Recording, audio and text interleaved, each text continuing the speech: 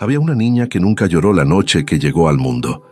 Nació en silencio, con los ojos abiertos, como si ya supiera que la vida que la esperaba exigiría de ella más valentía que lágrimas. Su madre murió 3 días después, consumida por una fiebre que nadie supo detener a tiempo. Su padre la miró desde el umbral de la habitación donde velaban el cuerpo de su esposa, con la niña envuelta en una manta azul entre los brazos de la partera, y tomó una decisión que marcaría los siguientes 3 años de su existencia. Nunca más volvería a necesitar a nadie. ¿Alguna vez conociste a alguien que convirtió el dolor en una muralla tan alta que ni ellos mismos podían ver por encima?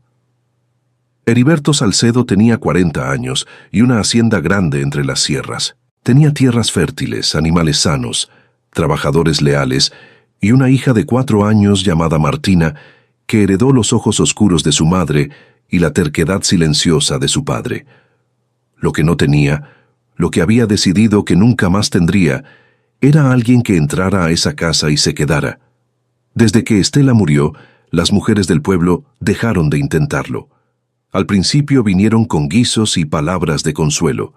Después vinieron con sonrisas calculadas y vestidos de domingo. Heriberto las recibía en la puerta. Tomaba lo que traían si era comida, agradecía con una inclinación de cabeza y cerraba. Siempre cerraba.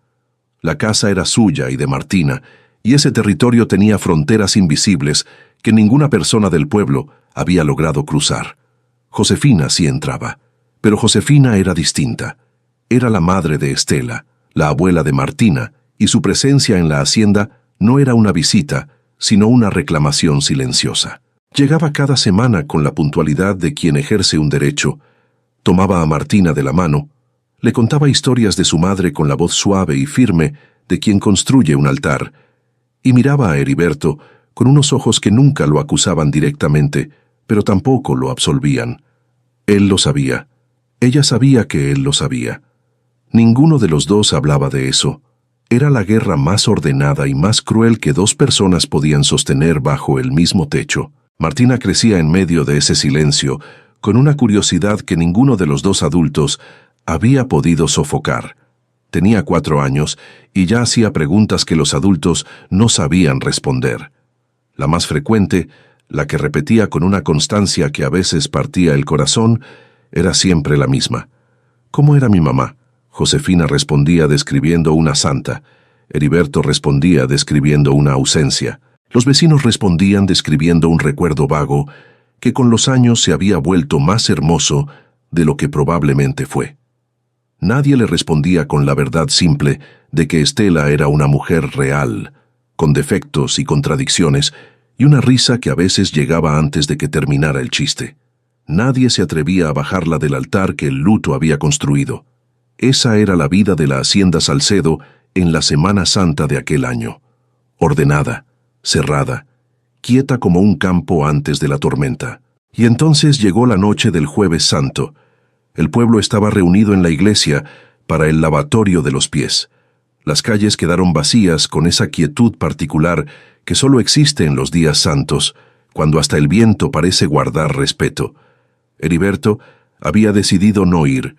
Nunca iba a los actos del pueblo si podía evitarlo, y se había quedado en la hacienda con Martina ya dormida y un silencio que él, en sus momentos más honestos, reconocía que ya no era paz sino costumbre. A 3 kilómetros de distancia, por el camino que bordeaba el arroyo seco y pasaba detrás del galpón abandonado que los más viejos del lugar llamaban todavía el depósito de don Aurelio, una mujer volvía a caballo de un parto difícil.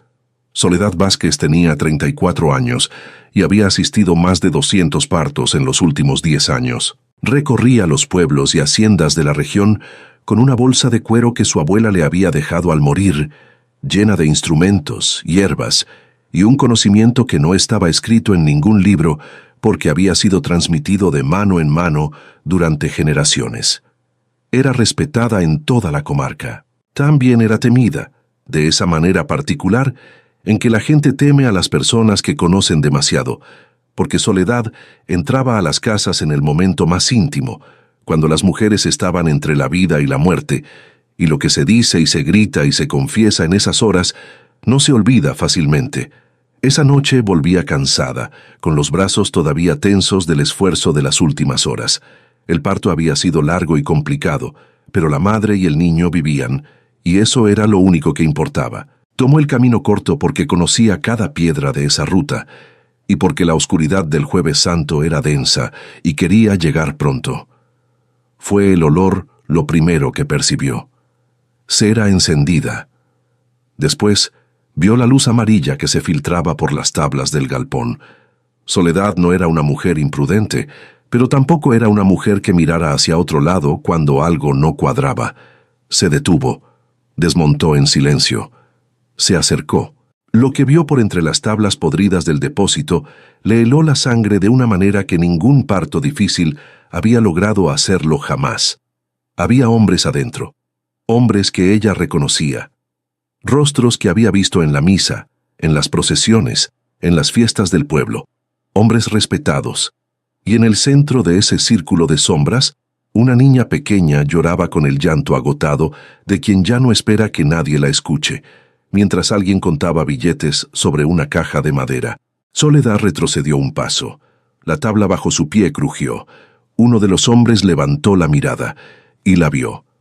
Lo que sucedió en los siguientes 30 segundos cambiaría para siempre la vida de todos en esa historia. Pero lo que Soledad no podía saber todavía, mientras huía a caballo por el camino oscuro, con el corazón golpeándole el pecho, era que esa noche no solo había sido testigo de un crimen, había encontrado sin buscarlo el único camino que podía llevarla hacia la única puerta que estaba destinada a abrir. Hay lugares en los que uno entra creyendo que es solo de paso y de los que nunca termina de salir del todo. No porque las paredes te retengan, sino porque algo adentro de ti decide quedarse antes de que tu cabeza lo autorice. Soledad llegó a la casa del padre Anselmo con el caballo jadeando y las manos temblando sobre las riendas. El sacerdote era un hombre viejo con el cabello completamente blanco y unos ojos que habían visto demasiado como para sorprenderse fácilmente. La conocía desde que era niña. Había visto a su abuela enseñarle las primeras hierbas en el jardín trasero de esa misma casa parroquial. La hizo entrar sin preguntar nada, le puso una taza de algo caliente entre las manos y esperó. Soledad habló. Le contó todo. El padre Anselmo escuchó sin interrumpirla. Cuando ella terminó, se quedó en silencio un momento largo. Después dijo con la calma de quien ya ha calculado el peligro antes de que el otro termine de describirlo. Los hombres que viste tienen el brazo largo en este pueblo, Soledad. Esta casa es lo primero que van a revisar. Entonces, tienes que ir a un lugar donde nadie piense en buscarte. Un lugar que esté fuera del pueblo, pero cerca. Un lugar con alguien que no le deba nada a ninguno de esos hombres y que no tenga ninguna razón para hablar. Soledad lo miró. Él sostuvo la mirada sin parpadear. La hacienda Salcedo, dijo ella. No era una pregunta. Heriberto no asiste a los actos del pueblo, no tiene negocios con ninguno de esos hombres, y es lo suficientemente hosco como para que nadie se atreva a ir a preguntarle nada sin una razón muy sólida. También es lo suficientemente hosco como para no dejarme entrar. De eso me encargo yo.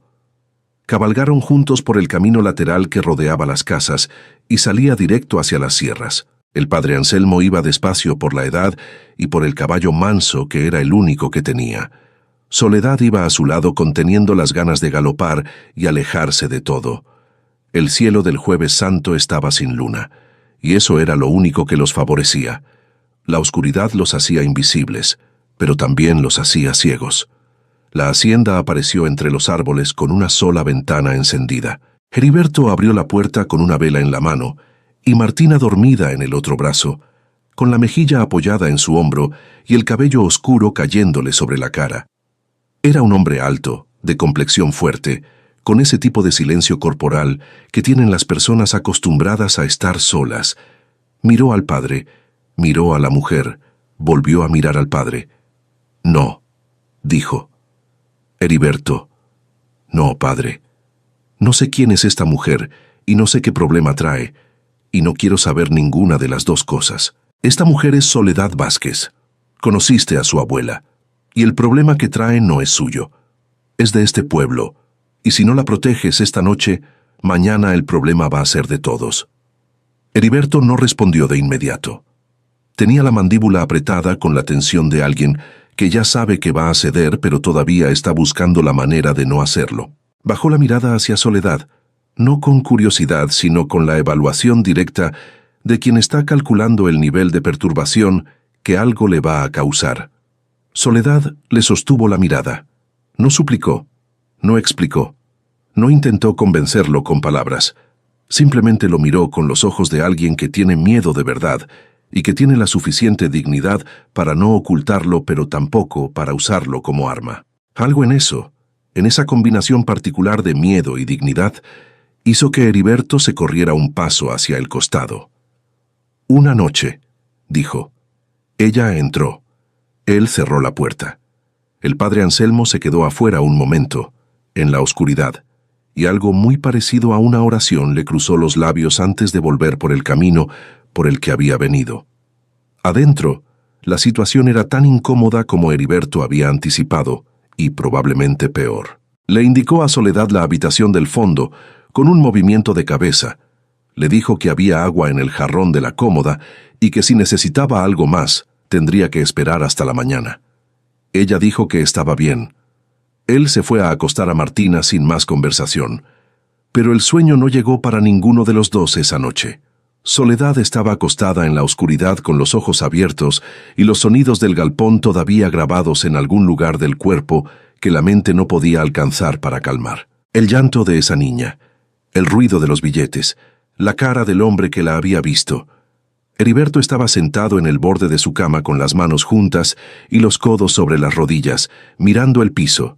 Tenía una mujer en su casa. Después de 3 años, una mujer que no era Josefina, que no era del pueblo, que no había venido con un guiso ni con una sonrisa de domingo. Había venido con miedo y con algo más que él todavía no había podido identificar, pero que había sentido en el segundo en que ella le sostuvo la mirada en la puerta. A las 4 de la mañana, Martina tosió. Los dos lo escucharon. Los dos se levantaron. Los dos llegaron al umbral del cuarto de la niña al mismo tiempo y se encontraron en la puerta con la incomodidad silenciosa de quien descubre que otro ha tenido el mismo instinto. Heriberto pasó primero. Se arrodilló junto a la cama. Le tocó la frente a la niña con el dorso de la mano, como hacen los padres que aprendieron solos, porque no había nadie que les enseñara. Soledad, desde la puerta, dijo en voz baja: «¿Cuánto tiempo lleva con esa tos?» Heriberto no respondió de inmediato. «Algunas semanas. ¿Ha tenido fiebre?» «A veces. Pasa sola». Soledad entró al cuarto sin pedir permiso. Se arrodilló del otro lado de la cama. Puso la mano en el pecho de Martina, después en su espalda. Escuchó su respiración con una atención que no necesitaba instrumentos porque venía de años de práctica. Heriberto la observó hacer todo eso sin moverse, sin hablar, con una expresión que no era gratitud ni hostilidad, sino algo más difícil de nombrar. La expresión de un hombre que lleva 3 años siendo el único adulto en una casa y que acaba de darse cuenta en el peor momento posible de lo que eso significa. «No es grave todavía», dijo Soledad sin mirarlo, «pero hay que tratarla. ¿Tienes tomillo en la cocina?» «No sé lo que tengo en la cocina». Ella lo miró entonces, solo un segundo, pero fue suficiente para que los dos entendieran exactamente qué clase de conversación acababan de tener sin usar las palabras necesarias. «Mañana reviso», dijo ella, y volvió los ojos hacia la niña. Martina dormía de nuevo. Respiraba con ese ritmo irregular de los niños con catarro, pero dormía. Y en la quietud de ese cuarto, con una vela encendida entre los dos y una niña dormida entre los dos, Heriberto Salcedo sintió por primera vez en 3 años que no estaba completamente solo en el mundo. No fue alivio, fue terror, porque él había construido la soledad como protección. Y ahora alguien estaba desmontándola sin pedirle permiso, en plena noche, mientras él miraba sin saber cómo detenerlo. Lo que ninguno de los dos sabía todavía era que afuera, en el pueblo dormido, los hombres del galpón ya estaban haciendo preguntas, y que las respuestas los acercarían a la hacienda Salcedo antes de que terminara el Viernes Santo. Hay una diferencia entre compartir un techo y compartir un espacio. Dos personas pueden vivir bajo el mismo tejado durante años sin que sus mundos se toquen realmente. Pero cuando el espacio es pequeño y el tiempo se detiene, como se detiene en los días santos, cuando hasta las obligaciones guardan silencio, algo empieza a filtrarse entre las grietas de las defensas más sólidas. El Viernes Santo amaneció gris y quieto. Heriberto se levantó antes del alba como todos los días. Fue a revisar los animales, dio las instrucciones de la jornada a los peones con la economía de palabras que era su estilo habitual, y volvió a la casa con la intención de desayunar solo en la cocina y esperar a que la situación se resolviera sola. Que la mujer se fuera, que el padre Anselmo viniera a buscarla, que algo, cualquier cosa, le devolviera la normalidad que la noche anterior había interrumpido. Encontró a Soledad ya en la cocina. Estaba hirviendo agua con algo que había encontrado en la alacena.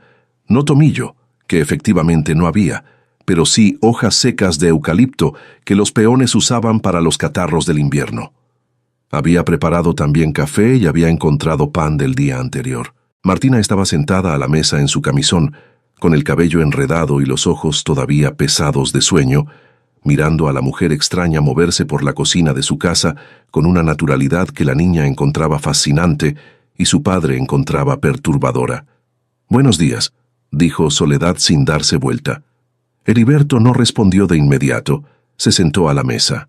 Aceptó el café que ella le puso delante sin comentario. Observó cómo le preparaba a Martina una infusión con el eucalipto y cómo se la daba con una paciencia tranquila, sin condescendencia ni exageración, como quien hace las cosas porque saben hacerse y no para que alguien lo note. Martina tomó la infusión.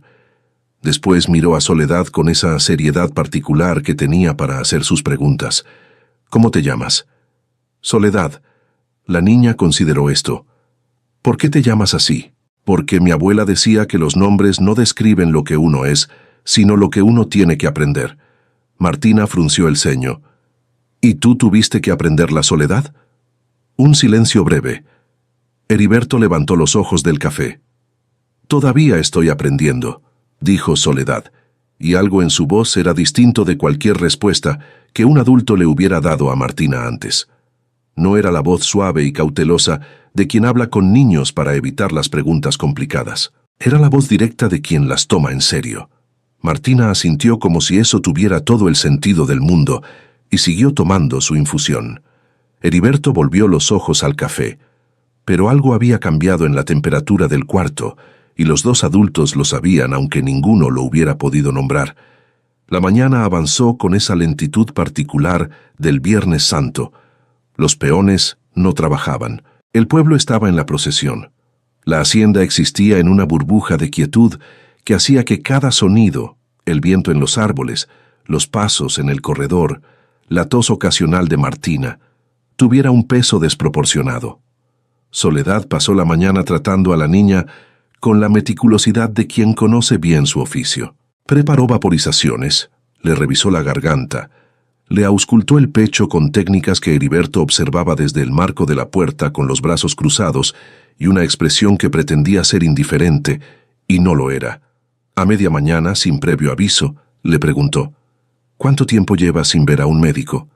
«Los médicos están en el pueblo de al lado. Es un día de viaje». «Lo sé. No te estoy acusando. Te estoy preguntando». Heriberto apretó la mandíbula. «Desde el invierno pasado». «¿Y la tos empezó cuándo?» «Después del invierno. Al principio era poco». «Estas cosas no mejoran solas, Heriberto». Fue la primera vez que usó su nombre. Él lo notó. Ella también lo notó. Ninguno de los dos hizo nada al respecto. «Estará bien», dijo él. «Puede estarlo, con atención». Hizo una pausa. «¿Tienes miel?» «En la despensa». «Bien, eso sí ayuda». Era una conversación sobre jarabe y eucalipto. Pero debajo de esa conversación había otra, más lenta y más antigua, que todavía no había encontrado las palabras con las que quería decirse. Al mediodía llegó el problema. Un hombre a caballo se detuvo en la entrada de la hacienda. Heriberto lo reconoció desde lejos. Era Remigio Castro, dueño del almacén más grande del pueblo, hombre de modales amables y sonrisa permanente que desde siempre había generado en Heriberto una desconfianza que nunca había podido justificar con nada concreto. Castro dijo que venía a hablar de negocios, que tenía interés en comprar parte de la cosecha de maíz antes de la temporada, que pasaba por la zona y había pensado que era buen momento. Heriberto lo escuchó desde la puerta de la casa, sin invitarlo a entrar, con esa distancia que era su manera natural de tratar a la mayoría de las personas. Hablaron de precios y de fechas y de la calidad de la tierra ese año. Castro sonreía. Sus ojos no sonreían. Mientras hablaban, recorrían el espacio con una sutileza calculada. La puerta entreabierta, las ventanas, el camino hacia los corrales. Buscando algo. O a alguien. Adentro, Soledad había escuchado la voz desde el primer momento. Reconoció el nombre cuando Heriberto lo usó para saludarlo. Remigio Castro. Ella lo había visto en el galpón la noche anterior, de espaldas, contando billetes. Se llevó a Martina al fondo de la casa sin hacer ruido. Se quedaron las dos en la habitación oscura, sentadas en el borde de la cama, con la puerta cerrada y la respiración contenida. Martina no preguntó nada. Miraba a Soledad con esos ojos grandes y oscuros que todo lo observaban, y algo en la seriedad del momento le dijo que esta vez no era momento de preguntar. Afuera la conversación terminó. El caballo de Castro se alejó por el camino.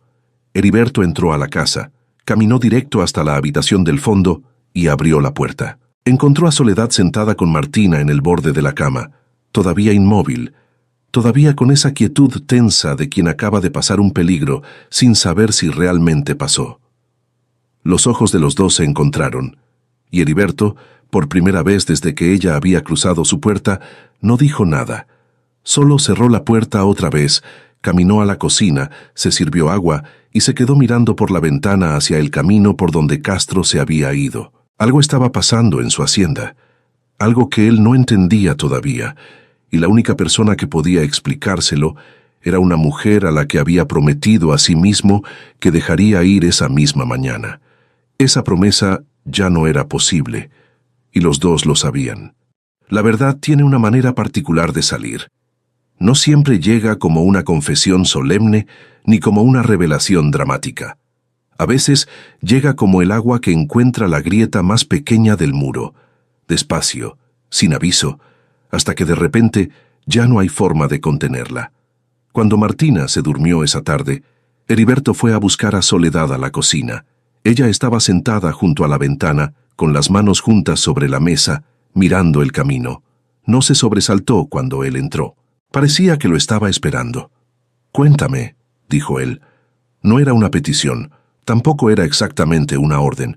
Era la voz de un hombre que ha decidido que necesita saber y que ya no tiene energía para fingir que no. Soledad lo miró un momento. Después habló. Le contó todo desde el principio. El camino corto, la luz en el galpón, la niña que lloraba, los hombres, los billetes. Le dijo los nombres que había reconocido. Castro, el concejal Bermúdez, el capataz de la hacienda más grande de la región, un hombre al que todos llamaban el Tuerto, aunque tuviera los dos ojos porque el apodo venía de su manera de mirar las cosas, siempre de un solo lado, el que le convenía. Heriberto escuchó sin interrumpir. Su expresión no cambió durante el relato, pero algo debajo de ella sí cambió. Algo en la tensión de la mandíbula, en la manera en que los dedos se cerraron lentamente sobre el borde de la mesa. Cuando ella terminó, hubo un silencio. «¿Por qué no me dijiste esto anoche?», preguntó él.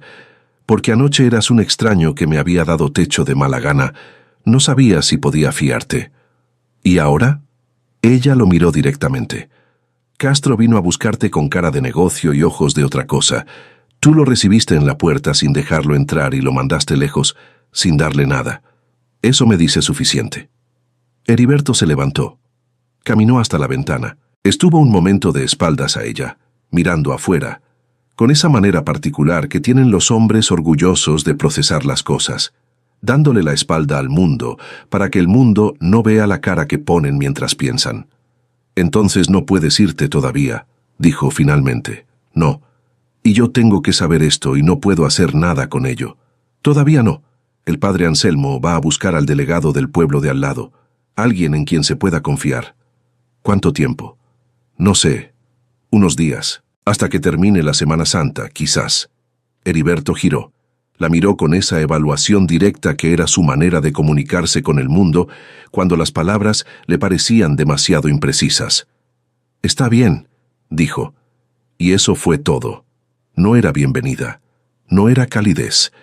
Era la aceptación funcional de un hombre que ha tomado una decisión práctica y que todavía se niega a llamarla por el nombre que tiene en realidad.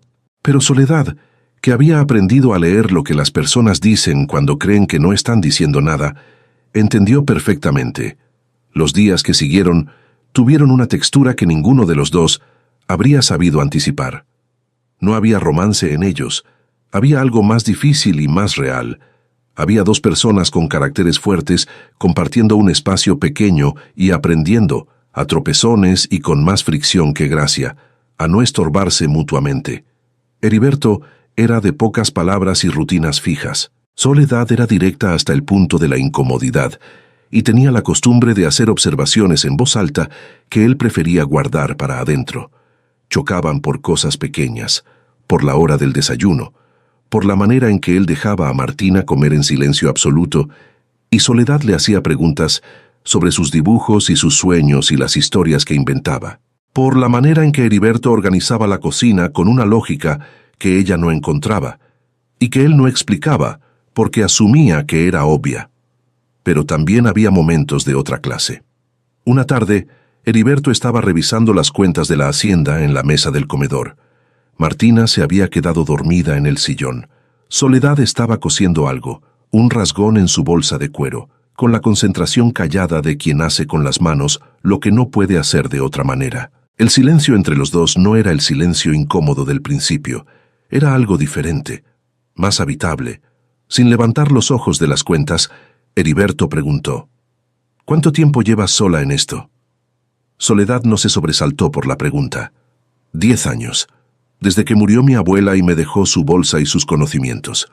¿Y antes?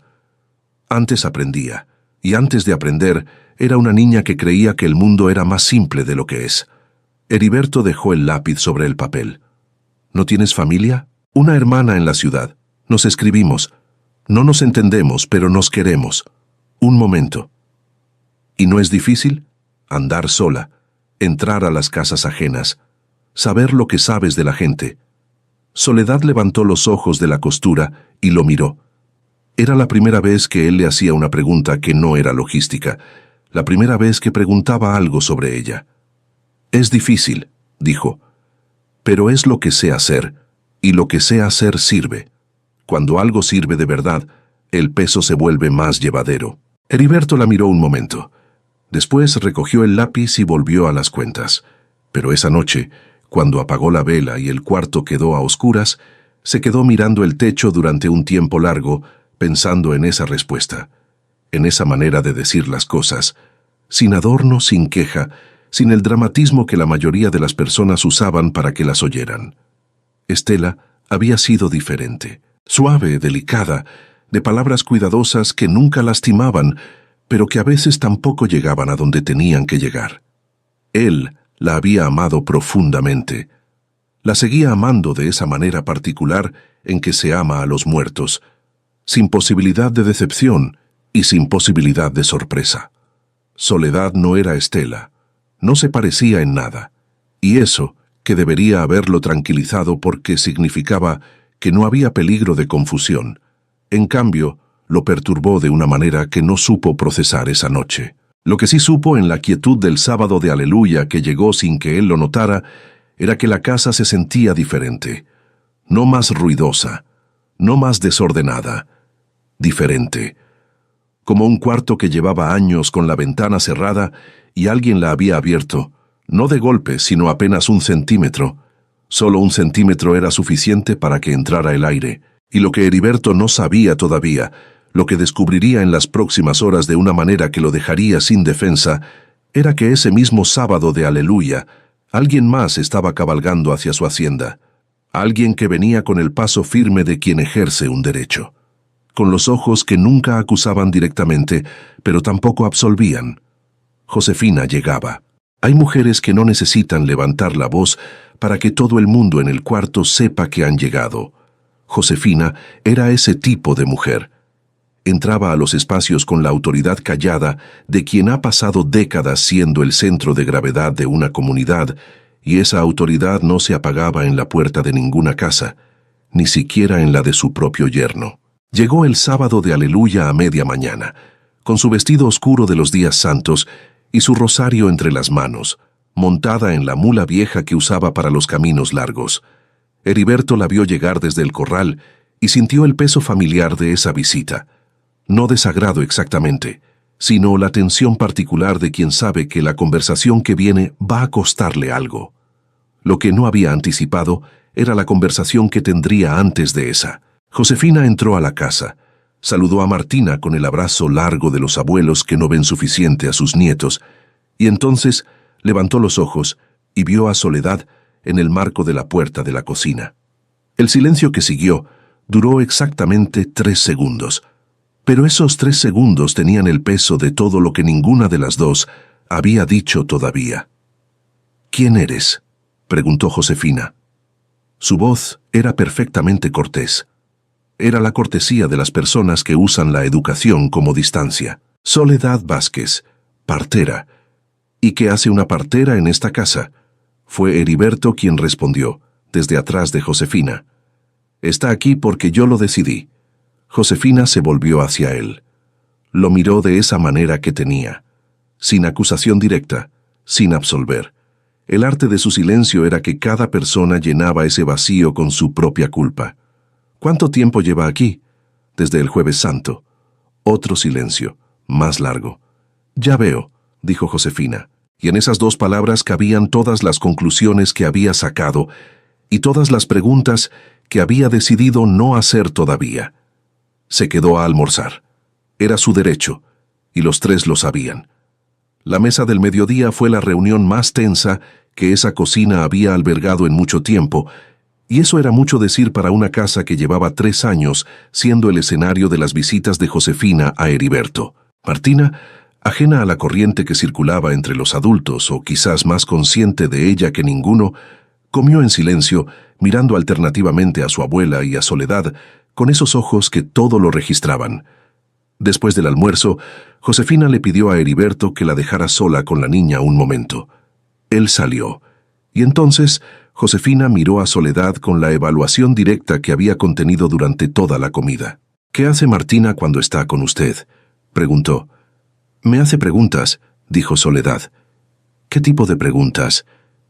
«Del tipo que los adultos solemos evitar responder». Josefina entornó los ojos levemente. «¿Y usted las responde?». «Cuando puedo, sí. Un momento». «Mi hija era una mujer buena», dijo Josefina. No era una advertencia.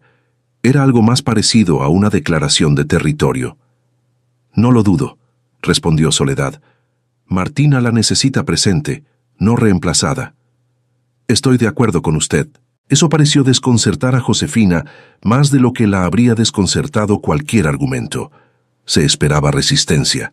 Se esperaba justificación. No se esperaba que la mujer al otro lado de la mesa le diera la razón sin dudar. «¿Por qué está realmente aquí?», preguntó finalmente, con una voz diferente, más directa, más real. Y Soledad, después de un momento de cálculo, le contó. No todo. No los nombres, no los detalles que podían ser peligrosos, pero sí lo suficiente para que Josefina entendiera que la presencia de esa mujer en la hacienda no era una historia de romance ni de oportunismo, sino algo completamente distinto. Josefina escuchó. Su expresión cambió de maneras sutiles que alguien que no la conociera no habría podido leer. Al final se quedó en silencio un momento largo. «¿Y Heriberto sabe?», preguntó. «Sí. Y aún así, me pidió que me quedara hasta que fuera seguro». Josefina miró la mesa. Después miró a Soledad con algo que todavía no era aceptación, pero que tampoco era ya lo que había sido cuando entró por la puerta. «Mi hija», dijo despacio, tenía un corazón muy grande, pero no era una mujer práctica. Y esta casa, después de que ella se fue, se llenó de silencio de la manera en que se llenan los cuartos cuando nadie los usa. Hizo una pausa. «No estoy diciendo nada más que eso». Lo entiendo, dijo Soledad. Josefina se levantó. Fue a buscar a Martina al cuarto, y cuando volvió a pasar por la cocina con la niña de la mano, se detuvo un momento junto a Soledad y dijo sin mirarla directamente: «La tos de Martina lleva más tiempo del que Heriberto admite. Su madre también tenía esa tos de niña. Había que darle vapor de eucalipto con miel». «Ya lo estoy haciendo», dijo Soledad. Josefina asintió.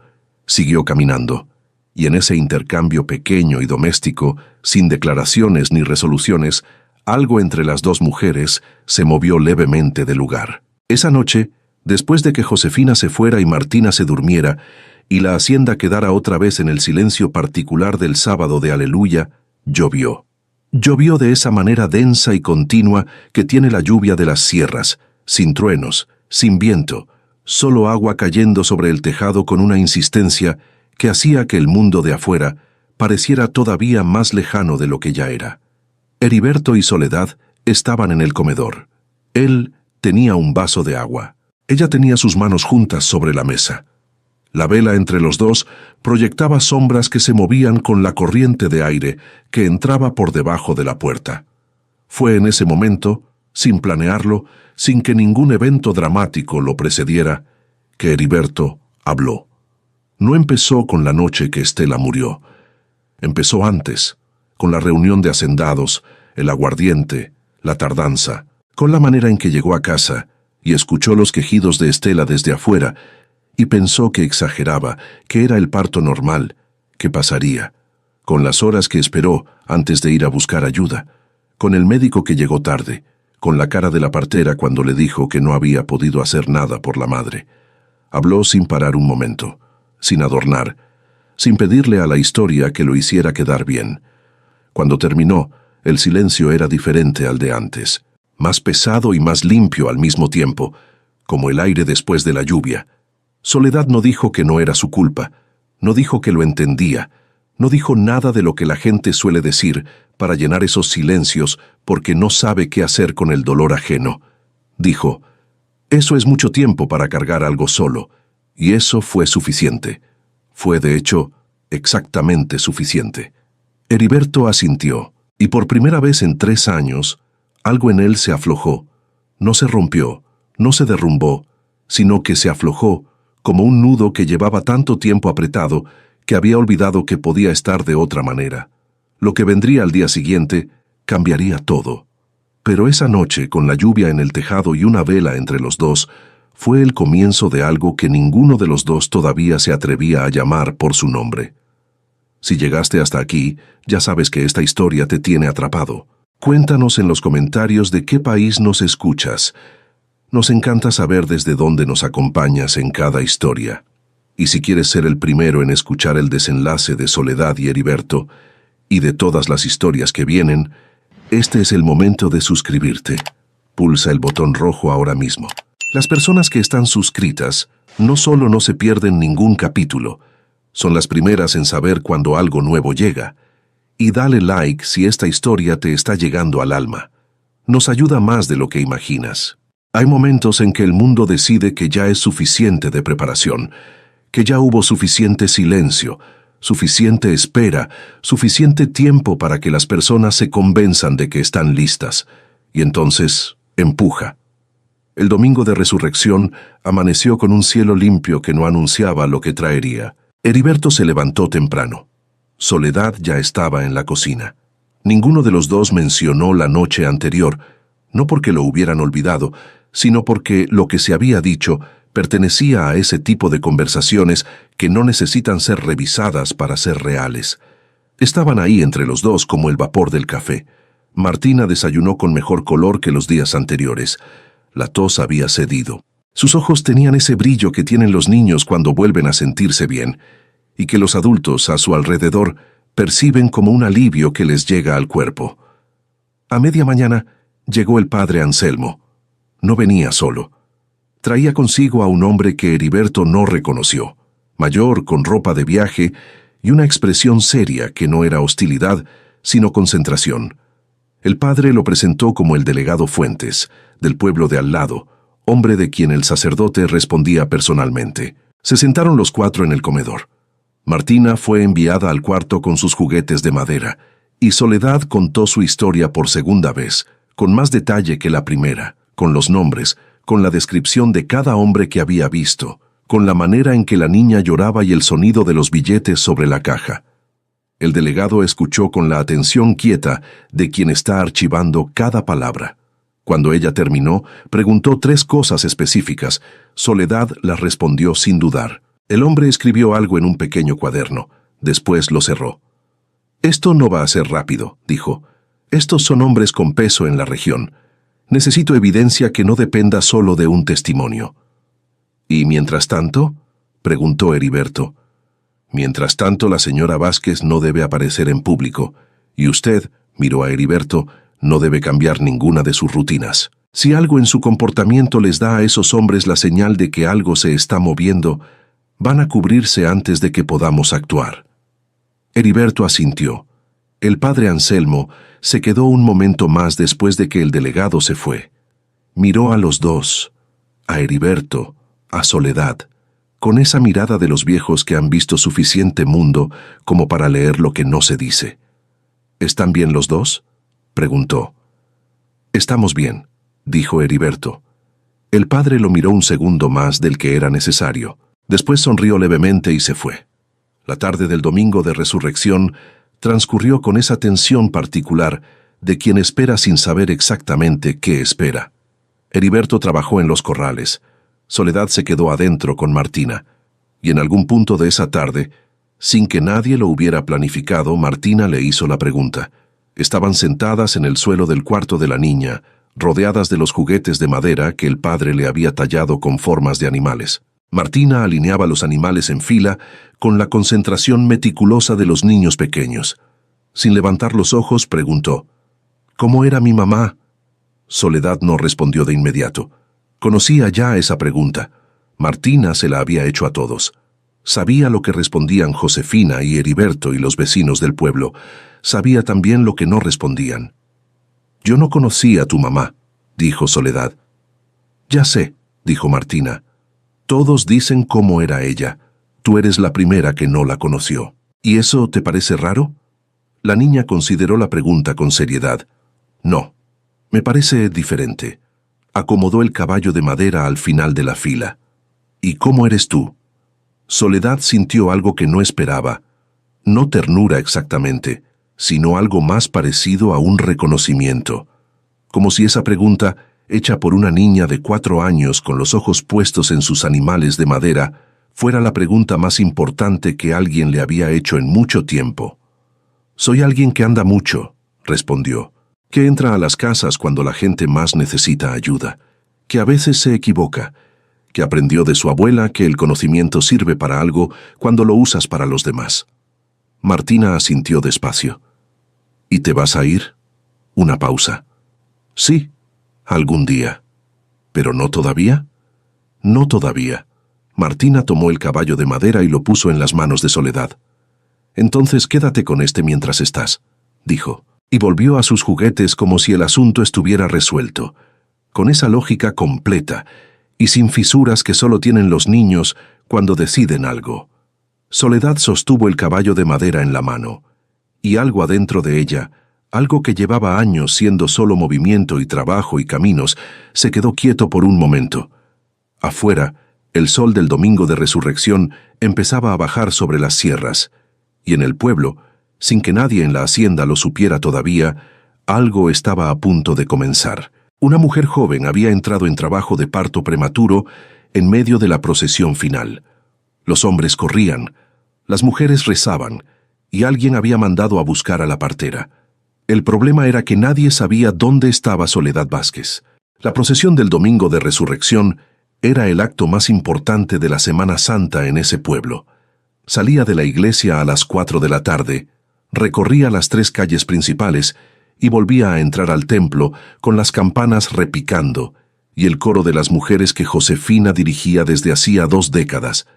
Era el momento del año en que el pueblo se reunía entero, los creyentes y los que no lo eran tanto, los que iban por fe y los que iban porque la comunidad espera que vayas. Luciana Pereda tenía 19 años y 8 meses de embarazo, que nadie esperaba que llegaran a término tan pronto. Estaba en la procesión porque su suegra había insistido y porque ella misma no quería quedarse sola en casa. Caminaba despacio, en el costado de la multitud, cuando sintió el primer dolor. Al principio pensó que pasaría. Al segundo dolor, supo que no. Al tercer dolor ya estaba en el suelo, sentada contra la pared de la tienda de telas de don Próspero, con su suegra arrodillada a su lado y 4 hombres mirando sin saber qué hacer, y otros 4 corriendo en distintas direcciones, buscando a alguien que sí supiera. El mensajero que llegó a la hacienda Salcedo era un muchacho de 12 años, con un caballo que había corrido demasiado. Tocó la puerta con los puños, y cuando Heriberto abrió, soltó todo de un golpe.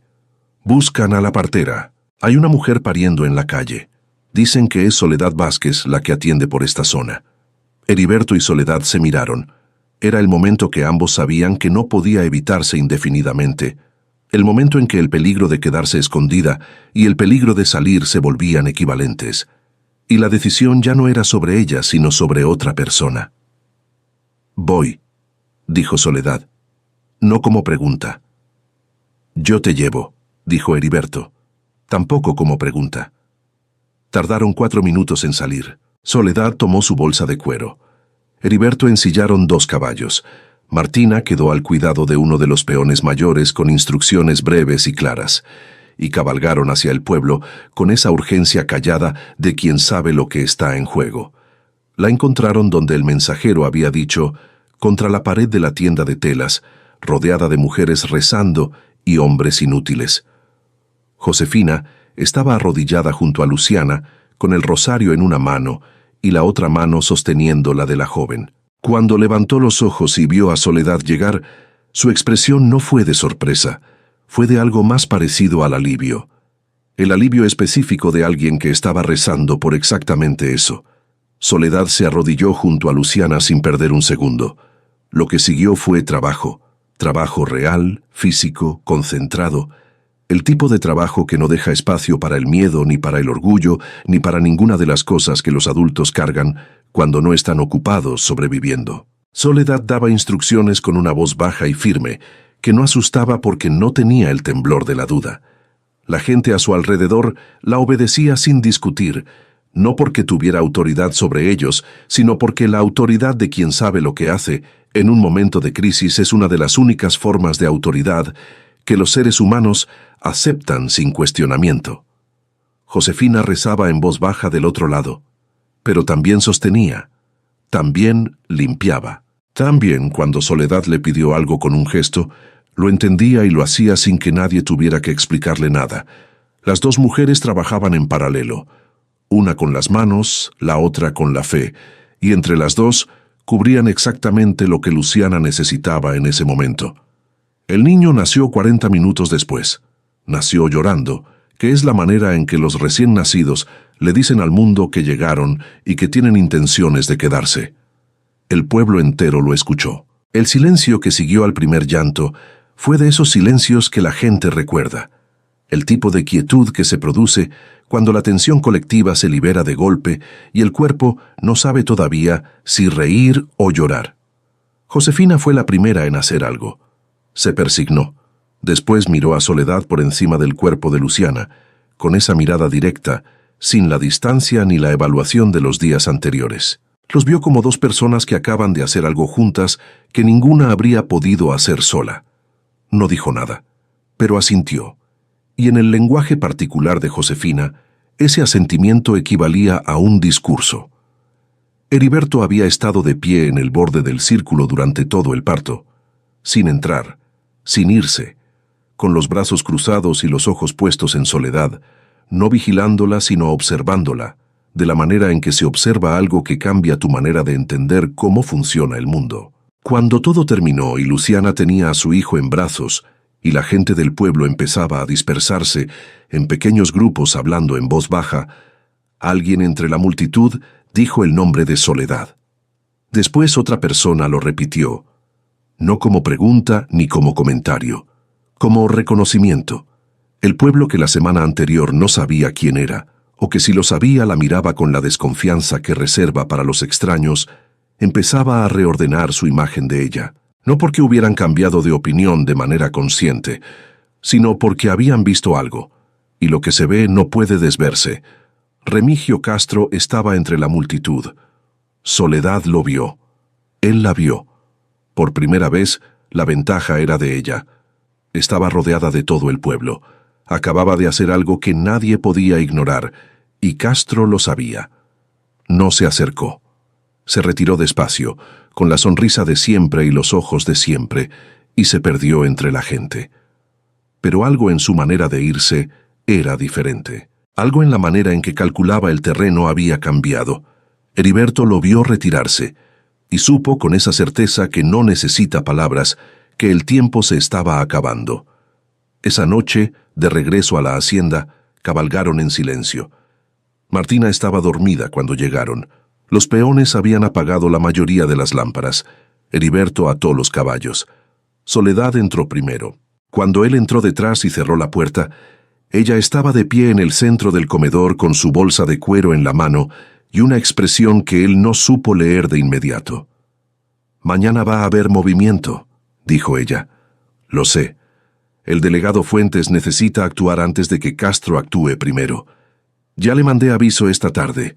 Uno de los peones fue mientras nosotros estábamos en el pueblo».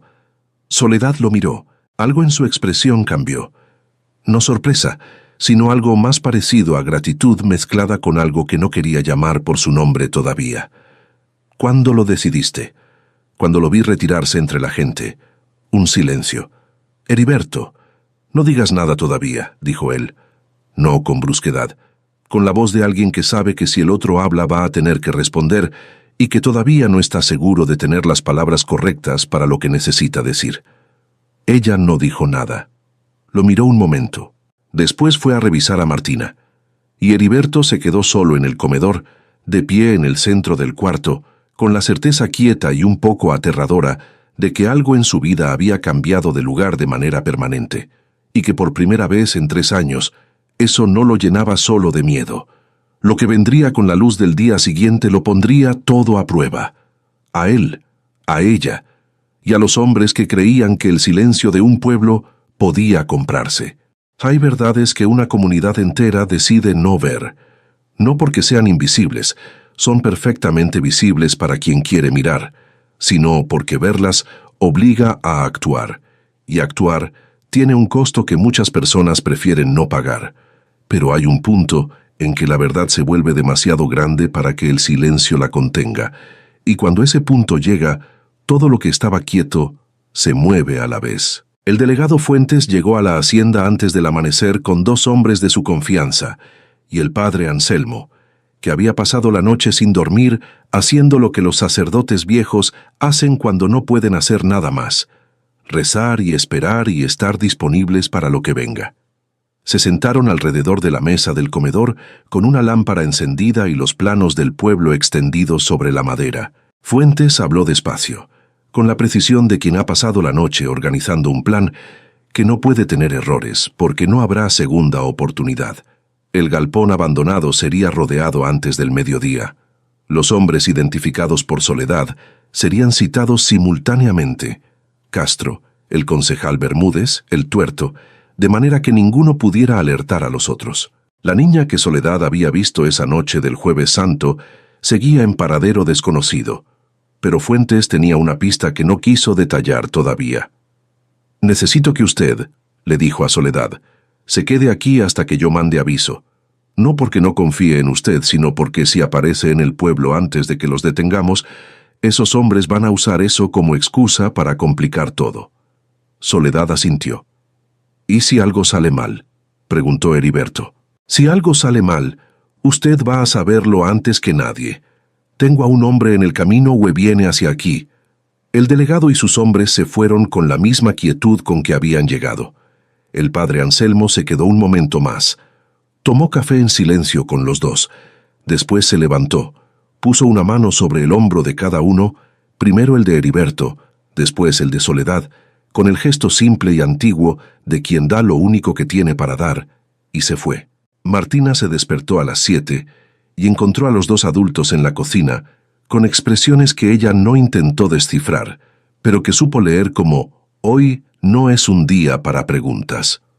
Desayunó, jugó con sus animales de madera. El caballo que le había dado a Soledad estaba sobre la mesa junto a la taza de café, y la niña lo miró pero no lo reclamó. Las horas de la mañana pasaron con una lentitud que tenía textura. Cada sonido afuera, cada caballo en el camino, cada voz lejana era evaluada y descartada o no. Heriberto había enviado a los peones a trabajar en el campo más alejado de la hacienda. Quería que la propiedad estuviera quieta. A las 11 de la mañana sonaron pasos en el camino de entrada. Heriberto miró por la ventana. Soltó el aire que no sabía que había estado conteniendo. Era el hombre del delegado Fuentes, el que debía llegar si todo salía bien. Salió a recibirlo. Habló con él 2 minutos. Volvió adentro. Soledad estaba de pie en el centro de la cocina, con las manos quietas y los ojos en él. «Los detuvieron», dijo Heriberto. Ella cerró los ojos un momento. Solo un momento. Cuando los abrió, tenía la expresión de alguien que suelta algo que había estado cargando tanto tiempo que ya no recordaba el peso exacto hasta que lo soltó. «La niña». Fuentes la encontró. Estaba en la casa de la familia que la había comprado.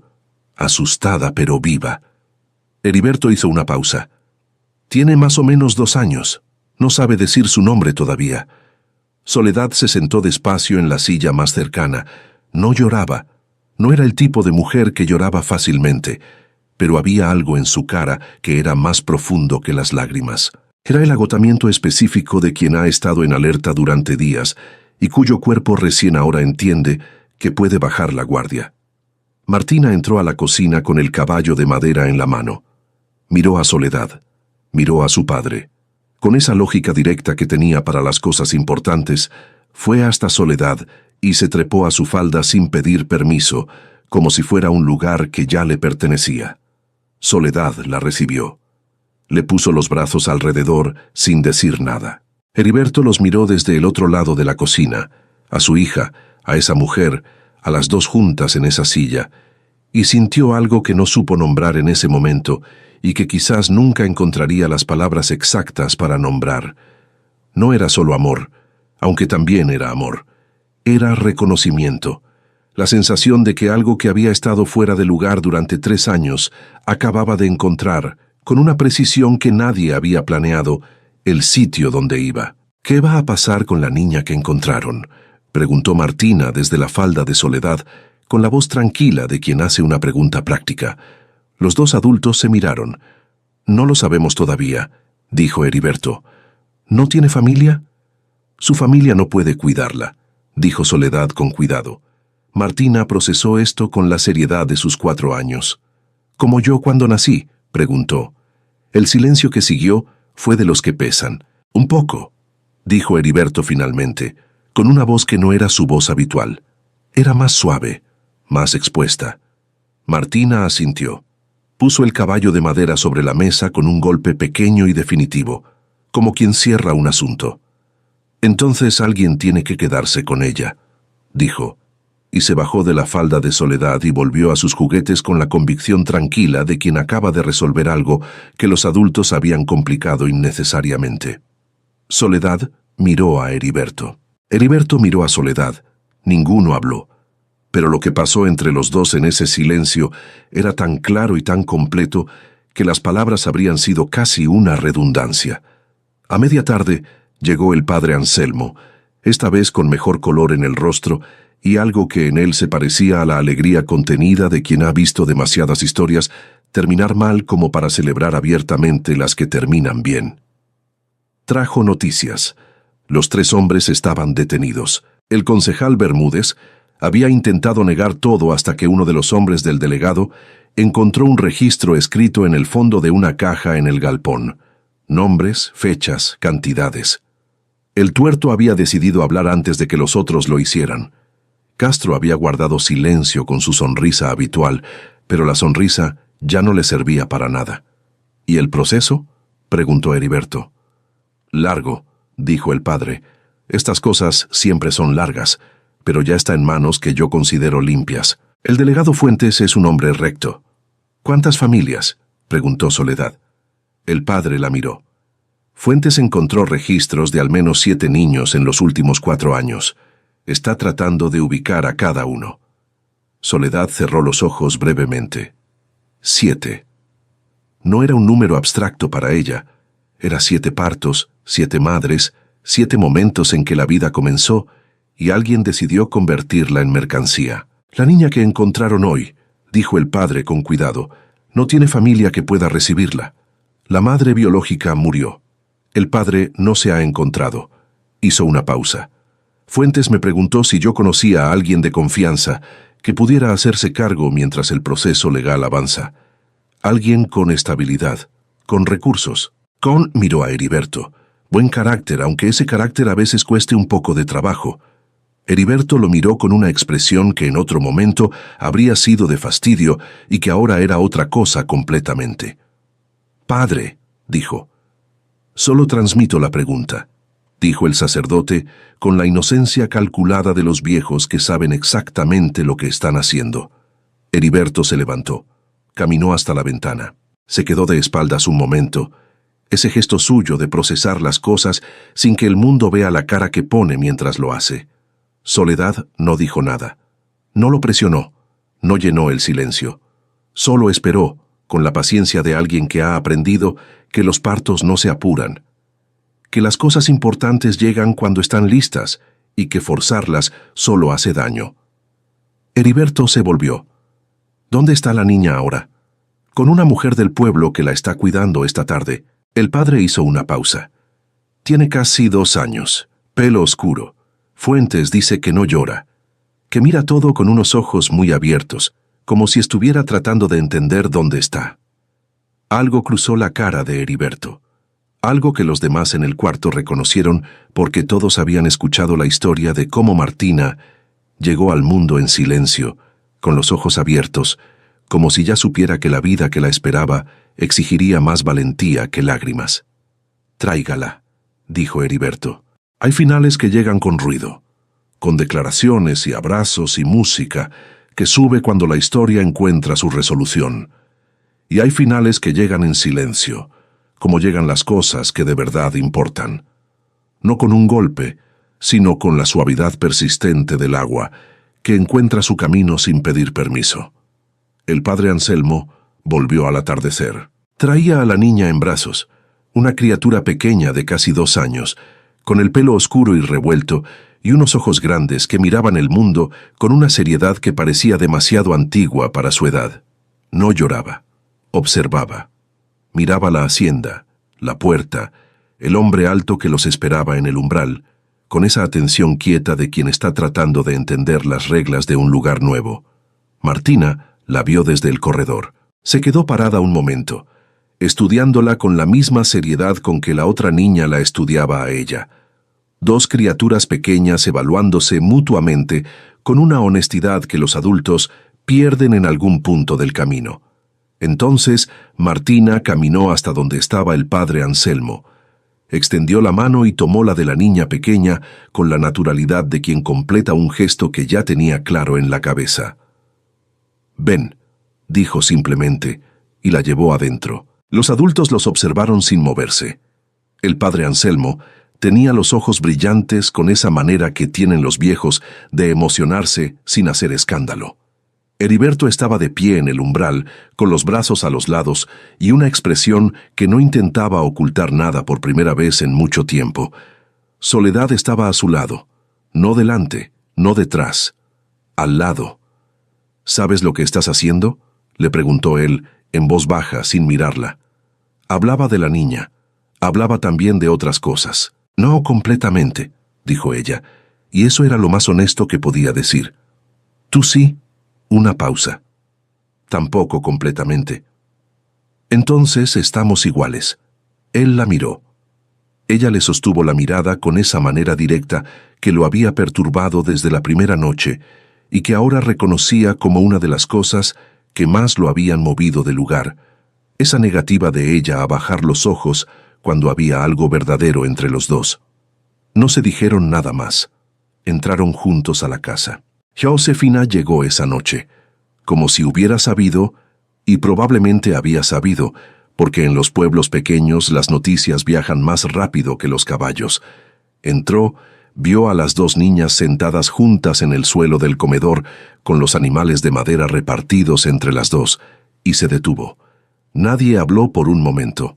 Josefina se arrodilló despacio, con el esfuerzo de sus rodillas viejas, y quedó a la altura de las niñas. Estudió a la pequeña con unos ojos que habían aprendido a ver lo que estaba debajo de las superficies. La niña la miró de vuelta sin apartarse ni acercarse, evaluando. Josefina extendió la mano, despacio, como se extiende la mano hacia algo que no quieres asustar. La niña miró la mano. Después miró a Martina como pidiendo una referencia. Martina asintió con seriedad, como si dijeran, «Puedes confiar en ella». La niña puso su mano pequeña en la de Josefina, y Josefina, que llevaba 3 años siendo el centro de gravedad de una familia rota, que había organizado procesiones y rezado rosarios y sostenido el nombre de su hija muerta, como si soltarlo fuera traicionarla, se quebró. No con llanto dramático. Con ese tipo de llanto quieto que viene cuando algo que se había tensado demasiado encuentra finalmente un lugar donde aflojarse. Soledad, desde el otro lado del cuarto, la vio. No dijo nada.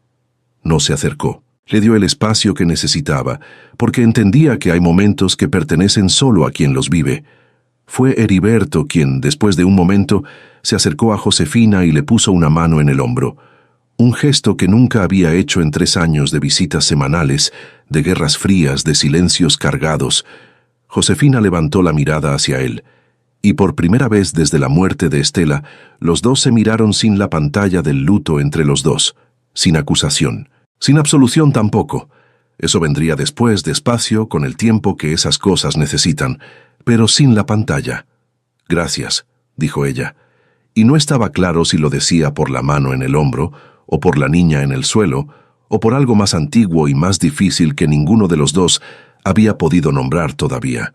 «Gracias usted», dijo Heriberto, y tampoco estaba claro por qué exactamente, pero los dos entendieron. Más tarde, cuando las niñas dormían, y el padre Anselmo se había ido, y Josefina había vuelto al pueblo prometiendo regresar mañana, promesa que esta vez no tenía el peso de una reclamación, sino algo más parecido a un afecto simple. La hacienda quedó en silencio. Un silencio diferente al de los días anteriores, diferente también al silencio de los 3 años previos. No el silencio de una casa cerrada, sino el de una casa que descansa. Heriberto y Soledad estaban en el corredor exterior, sentados en los escalones de madera que daban al campo. El cielo del domingo de resurrección estaba lleno de estrellas de esa manera que solo ocurre lejos de los pueblos, donde no hay nada que compita con la oscuridad. «¿Cuándo tenías pensado irse?», preguntó él. «Mañana», dijo ella, y después, más despacio, «Eso era lo que tenía pensado. Y ahora, una pausa larga, no incómoda, el tipo de pausa que se produce cuando alguien está siendo honesto consigo mismo antes de ser honesto con otro. Hay una niña adentro que no conoce este lugar todavía», dijo Soledad, «que no sabe cómo se llaman los animales de la hacienda, ni dónde está el cuarto donde va a dormir, ni cuál es la rutina de las mañanas aquí. Alguien tiene que ayudarla a conocer todo eso. Martina puede enseñarle. Martina tiene 4 años. Tú podrías quedarte un tiempo más, hasta que se acomode». Soledad lo miró de lado. Había algo en la comisura de su boca que no era exactamente una sonrisa, pero que vivía en el mismo vecindario. «¿Cuánto tiempo es un tiempo más?». Heriberto miró las estrellas. Tenía esa expresión de los hombres que están formulando algo importante y que necesitan mirarlo desde afuera antes de decirlo. «No lo sé con exactitud», dijo finalmente, «pero creo que es más de lo que los dos estábamos calculando hace una semana». Soledad no respondió de inmediato. Miró también las estrellas. Pensó en los caminos que había recorrido durante 10 años, en los partos que había atendido, en las casas que había cruzado y dejado atrás. Pensó en su abuela, que le había enseñado que el conocimiento sirve para algo cuando lo usas para los demás. Pensó que quizás usar el conocimiento para los demás no siempre significaba seguir moviéndose, que a veces significaba detenerse en el lugar correcto. «Tengo compromisos en otros pueblos», dijo. Lo sé. Hay mujeres que me esperan. Partos que no tienen a nadie más. Lo sé también. No soy una mujer que se queda quieta. No te estoy pidiendo que te quedes quieta, dijo él. Y lo decía en serio, no como concesión, sino como comprensión real. Te estoy pidiendo que cuando vuelvas de los caminos, vuelvas aquí. Soledad lo miró. Él le sostuvo la mirada con esa firmeza tranquila que era su manera de decir las cosas importantes, sin adorno, sin dramatismo, con toda la convicción que tenía. Eso es diferente, dijo ella. Sí, un momento. ¿Y Martina? Preguntó Soledad. Martina ya tomó su decisión, dijo Heriberto. Hace 3 días, cuando te dio el caballo de madera. Yo solo tardé un poco más en ponerme al día. Soledad bajó los ojos al escalón donde estaban sentados. Después los levantó hacia el campo oscuro que se extendía delante de la hacienda. Los milarales quietos, el sonido lejano del río, el aire limpio de las sierras después de la lluvia del día anterior. Está bien, dijo. Sin ceremonia, sin lágrimas, con la misma voz directa con que respondía todo, la voz de alguien que cuando dice algo, lo dice de verdad. Y eso fue suficiente. Fue, de hecho, exactamente suficiente. Adentro, en el cuarto que Martina y la niña sin nombre todavía compartían esa primera noche, las dos dormían. Martina había insistido en que la pequeña durmiera en su cama, y ella en el camastro del costado, con la lógica generosa e irrefutable de los niños que deciden algo y no ven razón para discutirlo. La niña dormía con los ojos cerrados por fin, con ese abandono total que tienen los niños pequeños cuando el cuerpo decide que ya es suficiente y que el mundo puede esperar. Tenía el pelo revuelto sobre la almohada. Tenía las manos abiertas a los lados, como ofreciendo, como entregando. Sobre la mesita entre los dos camastros, Martina había puesto el caballo de madera, el que le había dado a Soledad, el que Soledad había devuelto sin devolver, el que había viajado de mano en mano esa semana, como una señal que nadie había descifrado del todo, pero que todos habían entendido. A la mañana siguiente, cuando el lunes llegara con sus obligaciones y sus rutinas, y la vida ordinaria volviera a reclamar su lugar, habría mucho por resolver. Papeles que firmar, procesos legales que seguir, un nombre que encontrar para una niña que todavía no tenía uno, conversaciones entre Heriberto y Soledad que todavía estaban a medio camino, la reconstrucción lenta de una familia que nadie había diseñado y que sin embargo tenía la solidez particular de las cosas que nacen de la necesidad verdadera y no del plan. Pero esa noche, en el corredor de la hacienda Salcedo con las estrellas del domingo de resurrección sobre sus cabezas y 2 niñas dormidas adentro y el silencio de las sierras alrededor, Heriberto y Soledad estaban sentados en los escalones sin necesidad de llenar el espacio entre los dos con nada más que lo que ya había. La historia que comenzó con una mujer huyendo a caballo en la oscuridad del Jueves Santo, con el corazón golpeándole el pecho y el llanto de una niña grabado en el cuerpo, terminaba aquí. No con una explosión de alegría, no con una declaración solemne, sino con la quietud específica de lo que ha muerto y ha vuelto, no igual, sino transformado. Como siempre vuelven las cosas que de verdad importan. Afuera, el campo dormía. Adentro, la familia encontraba la forma que le correspondía, y el silencio que guardaba esa hacienda ya no era el silencio de algo cerrado, sino de algo que por fin, después de mucho tiempo y de mucho peso, había aprendido a respirar. Quizás mientras escuchabas esta historia pensaste en alguien, en una persona que construyó muros tan altos que ni ella misma podía ver lo que había del otro lado. O quizás te reconociste a ti mismo, en ese silencio que a veces confundimos con fortaleza y que en realidad es solo miedo disfrazado de costumbre. Heriberto tardó 3 años en abrir la puerta, y cuando lo hizo, no fue porque estuviera listo, fue porque la vida no esperó a que lo estuviera. Así funcionan las cosas que más nos transforman. No llegan cuando las buscamos, sino cuando menos las esperamos. A veces llegan en la madrugada de un Viernes Santo, con una vela en la mano y una niña dormida en el brazo, y nos piden que nos corramos un paso hacia el costado para dejar pasar lo que viene. La pregunta que Martina le hizo a Soledad, ¿y cómo eres tú?, Es una de las preguntas más simples y más olvidadas que existen. Pasamos tanto tiempo explicando lo que perdimos, lo que nos hicieron, lo que nos falta, que a veces olvidamos respondernos eso. ¿Quién somos ahora? No quién fuimos, no quién queríamos ser. ¿Quién somos hoy, con todo lo que cargamos y todo lo que hemos soltado? Si esta historia te llegó al corazón, necesitamos que hagas una cosa ahora mismo. Suscríbete a este canal, no solo para no perderte lo que viene, sino porque cada historia que publicamos fue construida para ti, para acompañarte, para recordarte que las historias más poderosas son las que hablan de lo que todos sentimos, aunque no siempre sepamos decirlo. El botón de suscripción está ahí. Púlsalo y cuéntanos en los comentarios de qué país nos estás escuchando hoy. Nos emociona saber que esta voz llega a tantos lugares distintos. Dale like si Soledad, Heriberto y Martina se quedaron contigo. Nos vemos en la próxima historia. Gracias por acompañarnos hasta aquí.